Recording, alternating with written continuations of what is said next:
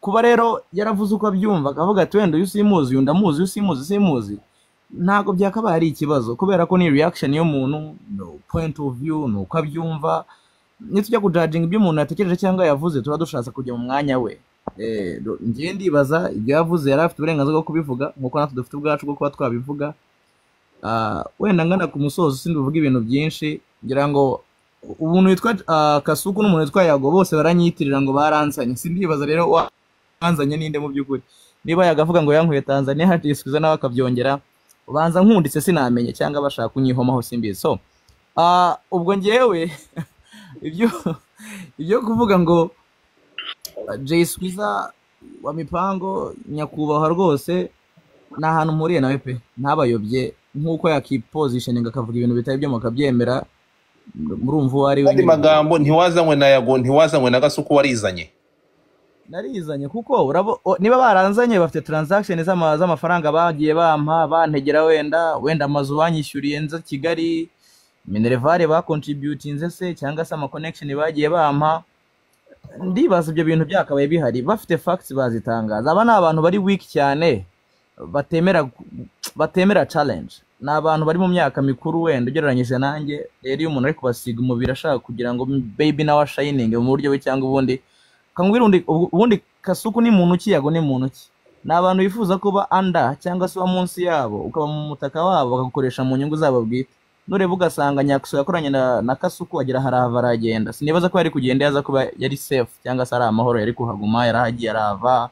bapatiro baragiye barava rero navuga ngo Jay Squeezer ni umuntu ugushyira muri angle cyangwa situation yo kugira ngo agukoreshe cyangwa se agukame nubwo abudakamwe ariko kurya inyama that's guy niko ameze niko akora so rero ngiye kuba ntakemeranya nawe mfite ndacyari muto sindi umusazi natekereza ibintu bigakunda twaravuganye mu byo muri Tanzania yanya approach ndashaka ko twakorana uri muri Tanzania ndi muri Tanzania ku ishuri niwe wamamagaye bwa mbere ansaba ko twakorana ndamubwira rero ntago ndi mu Rwanda wari ubihakanye se kandi ko n'ubwo Kasuku yavuze byose ariko kuri kumvugisha muri Tanzania aho yabeshe ni hehe ko n'ubu ariko kuri saho namubaze yego kumvugisha ne muri Tanzania no kunzana mu Rwanda biratandukanye nkuko nawe uri ahandi mu gihugu tukaba tuvugana naba naragujyanyeyo ngaho cyangwa baranzanye mu Rwanda oya twaravuganaga yarampamaga yabonye video zanjye aravuga twakorana ndavuga ntago ndi mu Rwanda urumva ibyo kwa twakorana ngo nze ngo nje muri management ngo Kasuku record cyangwa Kasuku media ibyo ni ibinyoma byambaye ubusa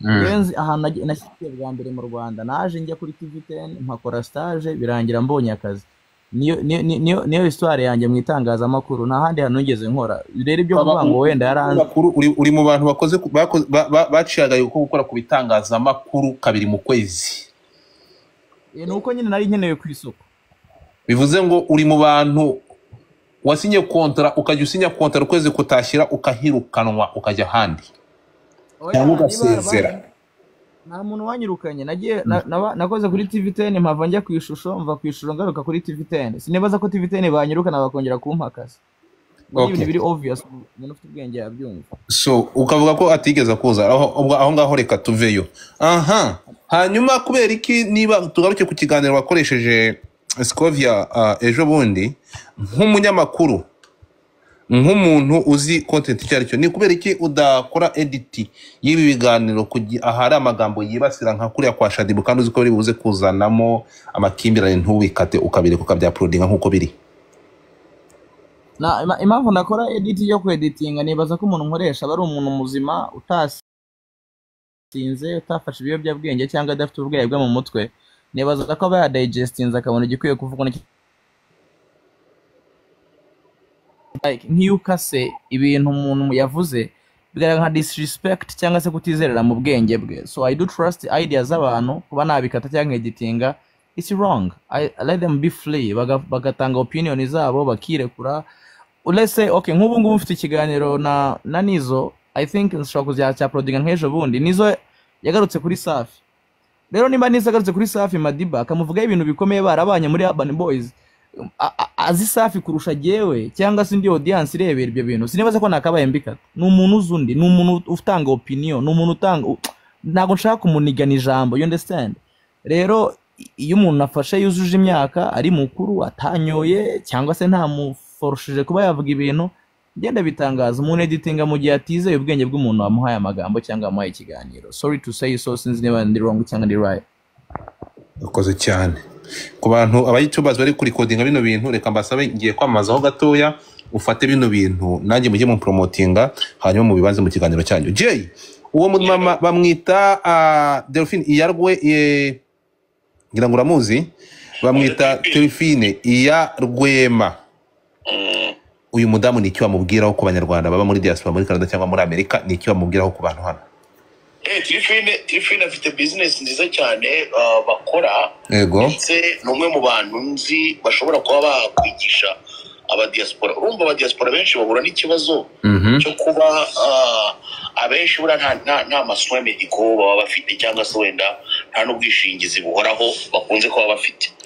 Ba Delphine ikintu bakora bo barakwigisha, bakakwigira n'umushinga w'ahantu ushobora kuba washora amafaranga yawe ashobora kuzagufata mu gihe uzaba ukiriho, ndetse n'abawe bakagira icyo basigarana mu gihe uzaba utakiriho. So nicyo kintu cyonyine rwose nabashe kuba namumenye uyu mubyeyi, ndavuga nti nanjye nashishikariza abantu kumugana akabasobanurira, babikunda bakabijyamo, batanabikunda kandi baba bari free yo kutabijyamo. Tugarutse kuri uyu mumama, iyi initiative yafashe akareka n'ibindi yakoraga.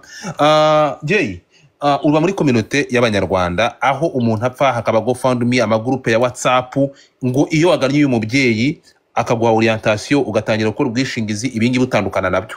Koresha ijambo ryiza ngo aho umuntu apfa abandi tugasigara dusabiriza inkunga yo kumushyingura.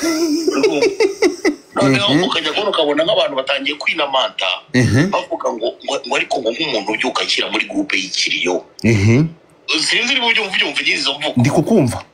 Abantu bakinamanta ariko ngo nk'umuntu ubyuka akira muri groupe y'ikiriyo. So iyo wavuganira ba Delphine ukayoboka gahunda yabo, ibyo byo kuvuga ngo witabye Imana abantu bagasigara binamanta impamvu bashyizwe muri groupe yawe y'ikiriyo, ntabwo byongera kubaho.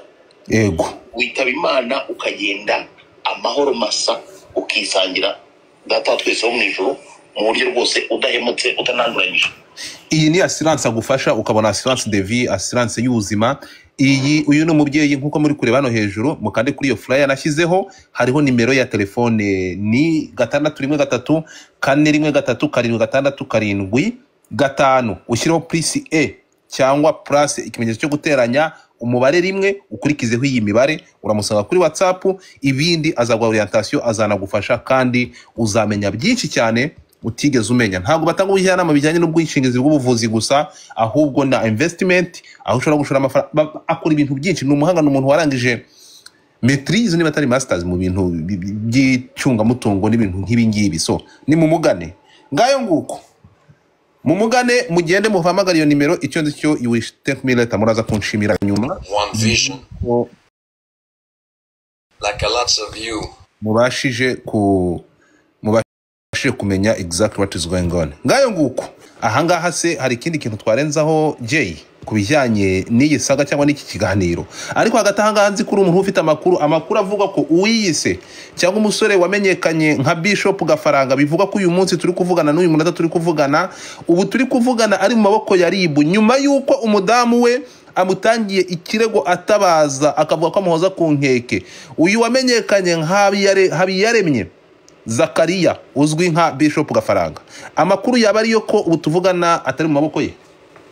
Ibyo bintu nabyumvanye kamarade, kamarade ni umuntu ajya kwizera inkuru ze, ni umuntu uguhereza inkuru y'igihuha kandi akakubwira ko ayihagazeho. Uzwi no muri kamarade yabeje ko ngo ahuye nafata ku mavuta ngakamugurira bye. Iyo nkuru yafata ku mavuta nakubiswe n'inkuba.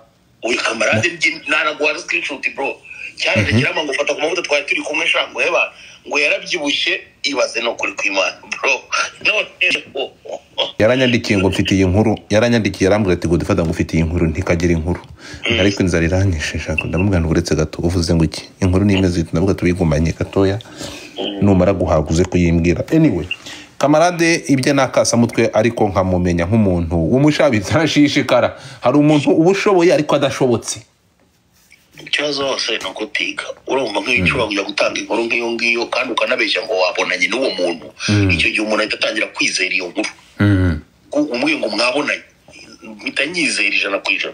ariko ntabwo burazatumira abanyarwanda muri graduation muri Mongolia nurangiza kaminuza ngewe yese ko ntajya ntwika ukabyara urumva mu buzima bwanjye muri privé nyine mutarubwo nahaye abantu kuri social media biragora cyane ngewe rwose buriya kuba navuga ngo ndagira abanyarwanda tuzi ko wiga muri Mongolia none se ko mfite ubukwe wigeze ubona naho na posting nzimuza uretse ko tugufite iki mfite ubukwe wigeze ubona posting anuze je kamakuru mfite umuntu wigeze gutereta ko ari Mika wenyine. Mika ninde? Ni Mika Mikuramuzi, Mika umufiance wa Aga. Ibingi uzikura mubye ariko anaza kubivuga uzikura mubye ndamuza amaso kuyandi kandi bivuga ko wamubengutswe nago muza oya avunaga ibyo uko mwahuriye Kabuga n'ibindi byose uko yabisobanuye ni ikinyoma. Disi ni umunyakuri nawe ntago avuga ko namubengutswe, avuga ko wavuze ko hari uko mwakwinyabya mugakora ibyo abantu bakuru. avuga ko ngo namubwiye yego ariko se nanjye wakimaye nko kugiha abandi igitabo cyo gusoma cyangwa igitabo cy'indirimbo. Igitabo cy'indirimbo avuga neza rwose ntago yabeshye hariya rwose. Abantu bari bagiye kubyumva ko nakatari ko biri ego so ngayo nguko. Hanyuma rero mbere yuko nkurekura Jay muri 155 ni rebo y'umuhangabo bita Coach Gaere waje agafata amafaranga y'akayabo akayasuka mu muziki, ariko ejo bundi tukagaragara nyuma yaho umwe mu producer bakunzwe mu gihugu ni Element asezeye muri iyi rebo. Yasezera Element? Ego Element yarasezeye yavuyemo nyuma ku makuru mfite aya na makuru mpagazeho yarasezeye, ndetse bikavugwa ko ubu turi kuvugana abanyamategeko ubu turi kuvugana bohereje email bayohereje Element yishyuza miliyoni 75 z'amafaranga y'amanyarwanda agomba gusubiza iriya rebo yabagamo nk'umuproducer ndetse nk'umuhanzi.